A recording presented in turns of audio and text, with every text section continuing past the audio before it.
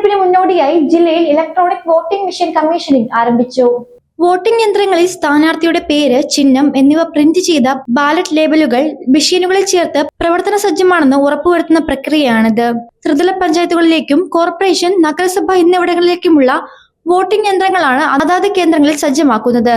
വോട്ടർമാർക്ക് എളുപ്പത്തിൽ തിരിച്ചറിയുന്നതിനായി വ്യത്യസ്ത നിറത്തിലുള്ള ബാലറ്റ് ലേബലുകളാണ് മെഷീനിൽ പതിക്കുന്നത്. ഗ്രാമപഞ്ചായത്തിന് വെള്ളയും, ബ്ലോക്ക് പഞ്ചായത്തിന് പിങ്കും, ജില്ലാ പഞ്ചായത്തിന് ഇളം നീലയുമാണ് നിറം. നഗരസഭകളിൽ വെള്ള നിറത്തിലുള്ള ലേബലുകളാണ് ഉപയോഗിക്കുന്നത്. സ്ഥാനാർത്ഥികളുടെ എണ്ണത്തിനനുസരിച്ചാണ് ബാലറ്റ് യൂണിറ്റുകൾ ക്രമീകരിക്കുന്നത്. പഞ്ചായത്ത് തലത്തിൽ ഗ്രാമപഞ്ചായത്ത്, ബ്ലോക്ക് പഞ്ചായത്ത്, ജില്ലാ പഞ്ചായത്തുകൾ എന്നിവയ്ക്കായി 3 ബാലറ്റ് യൂണിറ്റുകളും 1 കൺട്രോൾ യൂണിറ്റുമാണ് ഒരുക്കുന്നത്. എന്നാൽ മുനിസിപ്പാലിറ്റി, കോർപ്പറേഷൻ തലത്തിൽ 1 വീതം ബാലറ്റ് യൂണിറ്റും കൺട്രോൾ യൂണിറ്റുമാണ് ഉപയോഗിക്കുന്നത്.